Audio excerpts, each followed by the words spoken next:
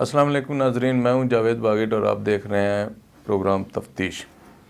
ناظرین، آج کی تفتیش میں ہم پیپلز پارٹی کے جو عوامی لانگ مارچ ہے اس کی بھی بات کریں گے، اور ہم آج موجودہ صورتحال پہ بات کریں گے کہ حکومت کس جگہ سٹینڈ کر رہی ہے، اور ہم ان سیاستدانوں کی بات کریں گے کہ جن کے مزاج کس طرح کے ہیں اور وہ کس طرح سے کس پارٹی کے ساتھ ملتے ہیں۔ اس پہ بھی تھوڑا سا ہم آج تبصرہ کریں گے۔ ہم یہ بتائیں گے اپنے ناظرین کو کہ جو مزاج ہوتا ہے وہ بڑی اہمیت کا حامل ہوتا ہے۔ ایک بندے کا مزاج اگر ایک پارٹی سے نہیں ملتا یا اس کے جو نظریات ہیں وہ ایک جماعت سے نہیں ملتے تو وہ وقتی طور پہ اس پہ کمپرومائز کر لیتا ہے حالات کے پیش نظر، لیکن ایک وقت آتا ہے کہ وہ ہمیشہ سے اسی طرف ہی جاتا ہے جہاں وہ اس کا مزاج ایڈجسٹ ہوتا ہے، جہاں اس کا مزاج ملتا ہوتا ہے۔ تو ناظرین، میں بات کر رہا تھا پاکستان پیپلز پارٹی کے عوامی لانگ مارچ کی۔ پاکستان پیپلز پارٹی کا عوامی لانگ مارچ 27 فروری کو کراچی سے شروع ہوتا ہے اور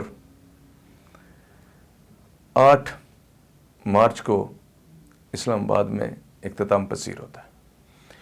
ان دنوں میں کیا میسج ملا آپ لوگوں کو؟ عوام نے کیا پیغام دیا حکومت کو؟ عوام نے کیا پیغام دیا اداروں کو؟ عوام نے کیا پیغام دیا کہ ان کے ساتھ کیا کچھ ہو رہا ہے، ان کے کیا مسائل ہیں؟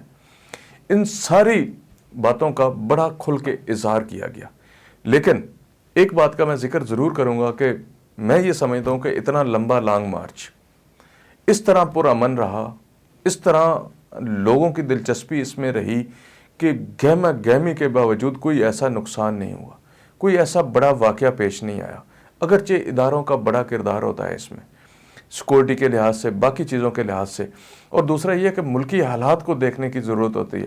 اس وقت جب مارچ پیپلز پارٹی کا شروع ہوا تو حالات انتہائی کشیدہ تھے، حکومت میں بڑی ہلچل تھی، اور یہ حکومتی حلقوں میں یہ تھا کہ یہ اسلام آباد آنے سے پہلے ہی یہ لانگ مارچ جو ہے اپنی موت خود مر جائے گا اور اسلام آباد آتے ہوئے لانگ مارچ برائے نام رہ جائے گا۔ لیکن پیپلز پارٹی کے ساتھ محبت کرنے والے لوگوں نے، پیپلز پارٹی کے جہلوں نے اس لانگ مارچ کو انتہائی کامیاب بنایا اور یہ ثابت کیا کہ وہ عوام کی کس حد تک قدر کرتے ہیں اور عوام کے حقوق کی کس حد تک جو ہے وہ سمجھتے ہیں کہ ہمیں ان کی مدد کرنے کی ضرورت ہے اور ان کی پاسداری کرنے کی ضرورت ہے۔ یہ تو ایک الگ سیاسی چیزیں جو ہمیں بینگ انسان ایک چیز نظر آتی ہے کہ کون کس کے لیے کیا کر رہا ہے یا کون کس کے لیے کیا کرتا ہے، وہ سارے لوگ جانتے ہوتے ہیں، لیکن اس کے باوجود ہم آنکھوں پہ پٹی باندھ لیتے ہیں، کانوں میں روئی ڈال لیتے ہیں، ہم نہ سنتے ہیں اور نہ دیکھتے ہیں۔ ہم کہتے ہیں کہ جو چل رہا ہے چلنے دو، جس طرح حکومت کا نظام ہے، حکومت جس طرح چل رہی ہے، اگر صرف یہی سوچا جائے کہ ٹھیک ہے چلنے دو تو کیا آئندہ آنے والے وقت میں آپ اپنی نسلوں کو کیا پیغام دے کے جاؤ گے؟ آپ اپنی نسلوں کے لیے کیا کر کے جاؤ گے؟ آپ آئندہ قوم کے معماروں کو کیا سبق دے کے جا رہے ہو؟ کیا ہم نے اسی طرح ہی گال گلوچ کی سیاست کرنی ہے؟ ہم نے اسی طرح ہی ایک دوسرے کو برے بھلے کہتے رہنا ہے؟ ہم نے اسی طرح ہی ایک دوسرے کو نیچا دکھانے کے لیے ہر اس سٹیج کو استعمال کرنا ہے جس کا اس کا اختیار ہے، ہر اس جگہ پہ ہم نے سٹینڈ کرنا ہے جہاں اس کا اختیار ہے، ہر اس بندے کو ذلیل کرنا ہے جو اس کو اچھا نہیں لگتا؟ یہ ساری چیزیں جو ہے نا، یہ وقت کے ساتھ ساتھ بدلتی رہتی ہیں، لیکن اب وقت آ گیا کہ عوام یہ سمجھتی ہے کہ جو حقیقت میں مبنی چیزیں وہ ہونی چاہیے، حقیقت سے ہٹ کے کوئی چیز بھی ہمیں قابل قبول نہیں ہے۔ عوام کس مشکل میں گزارا کر رہی ہے یہ عوام ہی جانتی ہیں۔ اوپر کے جو حالات ہیں، جو حکومتی حالات ہیں، وہ بھی اس وقت ڈاواں ڈول نظر آ رہے ہیں، اگرچہ وہ اپنی جگہ پہ یہ کہہ رہے ہیں کہ ہمیں کوئی مسئلہ نہیں ہے، لیکن حالات جو پاکستان کے بتا رہے ہیں، جو عوام کے حالات ہیں، وہ انتہائی افسوسناک ہے۔ کھانے کو، پینے کو، سفر کرنے کو کوئی چیز نہیں ہے۔ کس طرح لوگ گزارا کر رہے ہیں، کس طرح لوگ گھروں کے کرائے دے رہے ہیں، کس طرح لوگوں کا رات کا چولہا جلتا ہے اور صبح کس طرح ان کا چولہا جلتا ہے، یہ کسی کو نہیں پتا۔ یہ اسی کو پتا ہے جو اس سے گزر رہا ہے۔ مہنگائی کس حد تک چلی گئی ہے، کرپشن کی کیا ریشو ہے، یہ ساری چیزیں جو آج سے پہلے تک باقی حکومتوں پہ الزام لگاتے رہے ہم لوگ، ہر جو نئی حکومت آئی اس نے پچھلے پہ یہ الزام لگایا۔ موجودہ حکومت نے سب سے زیادہ الزام یہ لگایا کہ کرپشن ہے جی، لٹ گئے جی، کھا گئے جی، یہ کر گئے وہ کر گئے، یہ ساری چیزیں چلتی رہی ہیں، لیکن الزام کے علاوہ عوام کو کیا حاصل ہوا؟ عوام نے یہ الزام تو نہیں کھانا نا۔ آپ بات کر دیں کہ ٹھیک ہے جی وہ کھا گئے، اس سے عوام کا پیٹ نہیں بھرے گا. عوام کا پیٹ اسی صورت بھرے گا جب اس کو کوئی سہولت دی جائے گی. عوام کو اس حکومت نے کیا سہولتیں دی یہ ساری عوام جانتی ہے اور اس کو پتہ بھی ہے. آج عوام کا اس طرح پیپلز پارٹی کے ساتھ نکلنا اور اتنی زیادہ تعداد میں نکلنا اس چیز کی گواہی دیتا ہے کہ عوام کس قدر تنگ ہے. ایک وقت تھا جب یہ کہتے تھے کہ پیپلز پارٹی بالکل کلوز ہو گئی ہے.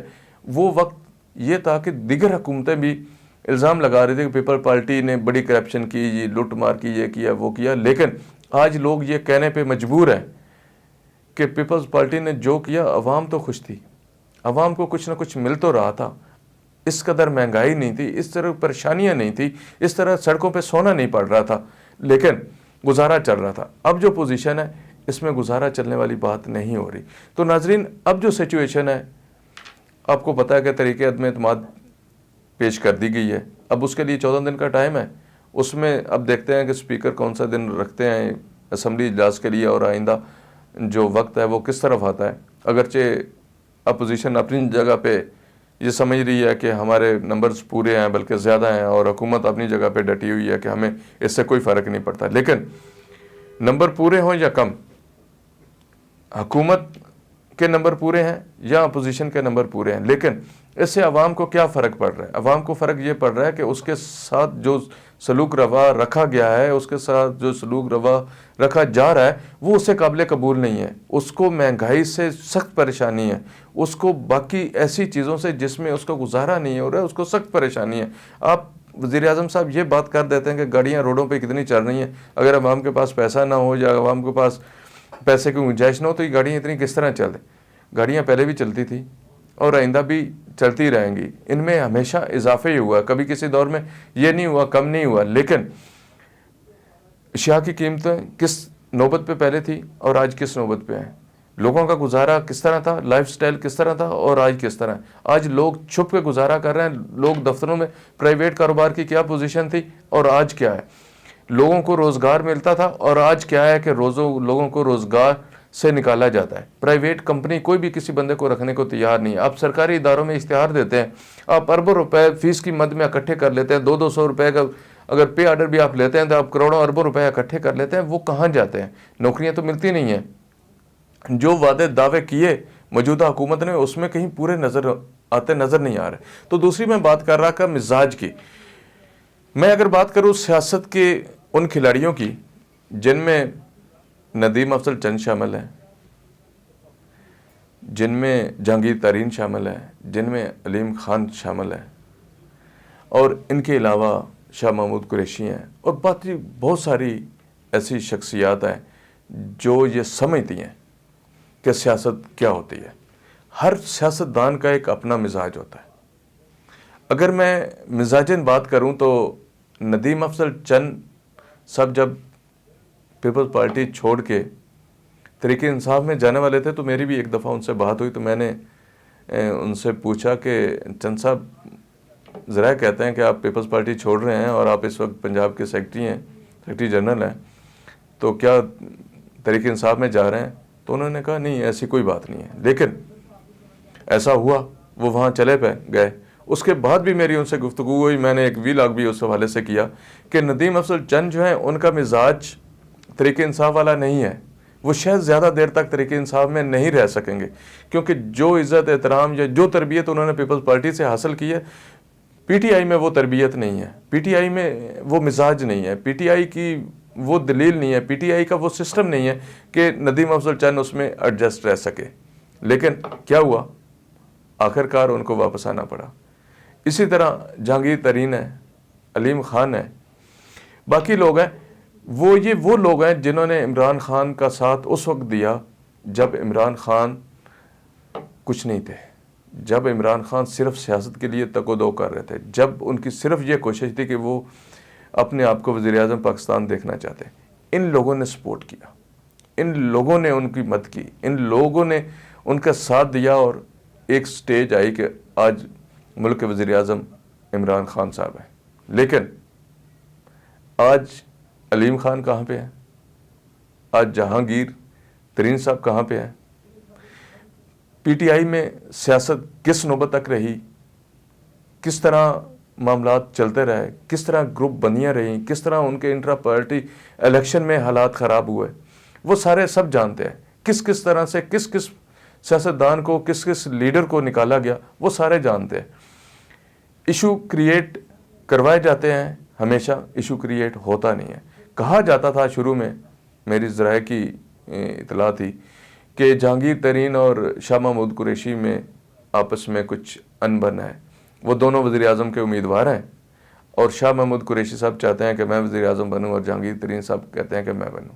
اور اس دوڑ میں جو میری ذرائع کی خبر تھی اس وقت, وہ یہ تھی کہ شاہ محمود قریشی صاحب نے یہ کوشش کی کہ وہ اپنے پیپلز پارٹی کے پرانے ساتھیوں کو ساتھ لے لیں, تاکہ ان کا بھی ایک گروپ اور دھڑا مضبوط ہو جائے, تاکہ اگلے آنے والے وقت کے لیے وہ اپنے آپ کو بہتر پیش کر سکیں.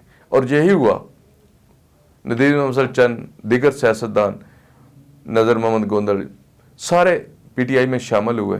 وہ بیسیکلی پیپلز پارٹی کے دور کو اگر آپ دیکھیں تو ان میں اس ٹنور کی آپ اگر بریک بینی سے جائزہ لیں تو آپ کو پتہ لگے گا شاہ محمود قریشی اور اس پورے گروپ کا آپس میں کیا تعلق تھا. ان کا یہ خیال تھا کہ شاید یہ سارے کامیاب ہو کے آ جائیں گے اور ہمارا ایک اپنا دھڑا مضبوط ہو جائے گا. لیکن شاہ محمود قریشی نے اپنی سیاست کی, اپنے آپ کو دیکھا, انٹرنیشنلی تعلقات پہ ان کی بڑی گرپ ہے. میں بالکل اس بات کو نوز کروں گا کہ انہوں نے خارجہ کے حوالے سے جو معاملات کیے اپنے حساب سے بہت بہتر کیے. لیکن تنقید ہر جگہ پہ ہوتی ہے, لیکن انہوں نے اس حساب سے ٹھیک کی. لیکن وہ جس پوزیشن پہ جانا چاہ رہے تھے وہ شاید اس پہ نہیں پہنچ سکے یا آئندہ پہنچیں گے, لیکن ان کی اپنی کوششیں جاری ہیں. لیکن موجودہ حالات میں جو ہو گیا اس کو سارے جانتے ہیں. میں اگر بات کروں مسلم لیگ نون کے ایک انتہائی بڑے لیڈر جو مسلم لیگ نون میں ایک ریڑھ کی ہڈی کی حیثیت رکھتے تھے, اور وہ اتنے مضبوط تھے مسلم لیگ نون کے حوالے سے کہ ان کا قد کاٹ اتنا بڑا تھا کہ ہر سیاستدان ان کی عزت کرتا تھا, اور اپنے اصولوں پہ قائم رہنے والی شخصیت ہے, اپنے اصولوں پہ قائم رہنے والے سیاستدان ہیں. لیکن انہوں نے اڑان بھری, انہوں نے یہ سمجھا کہ مسلم لیگ نون ان کے لیے اب بہتر پلیٹ فارم نہیں ہے, تو وہ تحریک انصاف میں آ گئے. میں بات کر رہا ہوں نب سینئر سیاستدان جاوید ہاشمی صاحب کی.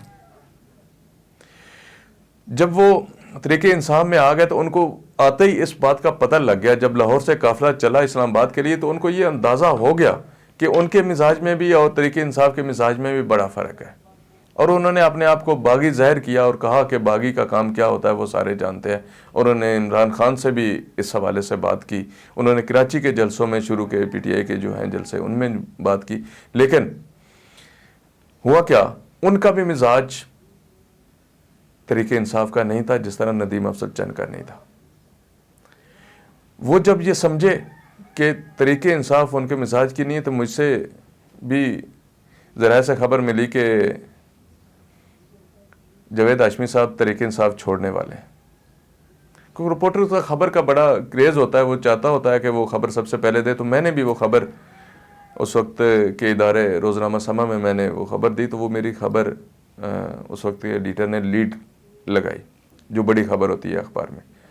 تو مجھے اس پہ بڑا کہا گیا, جی جاوید ہاشمی صاحب آپ کو کروڑوں روپے کا جانے کا نوٹس کر رہے ہیں, اس طرح کر رہے ہیں. کیونکہ میرے پاس جو اطلاع تھی وہ مصدقہ اطلاع تھی کہ وہ شاید آنے والے وقت جو ہے وہ ان کے ساتھ چلنے کے قابل نہیں رہیں گے, وہ نہیں چل پائیں گے. لیکن انہوں نے خیر ان کی مہربانی کہ انہوں نے مجھے نہ تو نوٹس بھیجا اور نہ مجھ سے جواب طلب کیا کہ آپ نے یہ خبر کہاں سے لی اور کیسے دی. خیر بات آئی گئی ہوگی, لیکن ایک وقت یہ آ گیا کہ میری وہ خبر بالکل سچی ہوئی اور جاوید ہاشمی صاحب تحریک انصاف چھوڑ کے واپس مسلم لیگ نون میں آ گئے. اور یہ وہ چیزیں ہیں جو مزاجن انسان کو سوٹ کرتی ہوتی ہیں. ایک بندے کو مزاج اس کا جیسا ہوتا ہے اسی پارٹی سوٹ کرتی ہے. اگر میں ذکر کروں پاکستان پیپلز پارٹی کی تربیت کے حوالے سے, ان کے سیاستدانوں کے حوالے سے, ان کی سیاسی بصیرت کے حوالے سے, تو میں یہ سمجھتا ہوں کہ تحریک انصاف دور دور تک بھی اس کا ساتھ نہیں دے سکتی اور ساتھ نہیں ملتی ہے.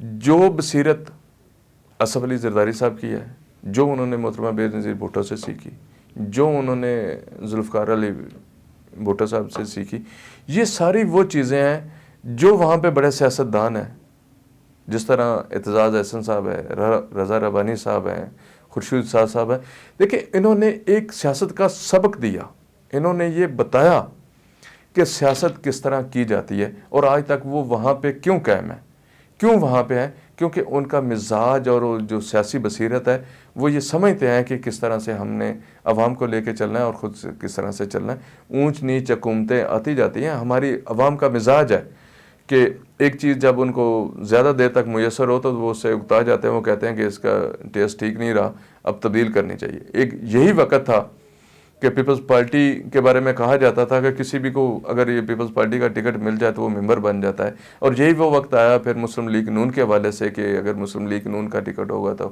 وہ سارے جیتے تھے، اور یہی وقت ہم نے طریقہ انصاف میں بھی دیکھا۔ لیکن پیپلز پارٹی، مسلم لیگ نون، طریقہ انصاف میں کیا فرق ہے آج آپ اچھی طرح سے جانتے ہیں اور سمجھتے ہیں کہ طریقہ انصاف میں وزیر کیا کر رہے ہیں، کس طرح عوام کی وہ خدمت کا جذبہ لے کے وہاں پہ کر رہے ہیں، یا وہ صرف تنقید اور حکومت کو بچانے کی کوشش کر رہے ہیں۔ تو ناظرین، آئندہ آنے والے وقت یہ جو نیکسٹ ویک ہے انتہائی اہمیت کا حامل ہے۔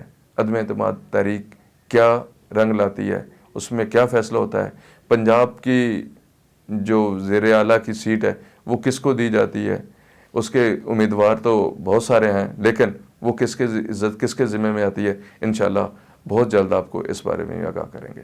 بہت شکریہ۔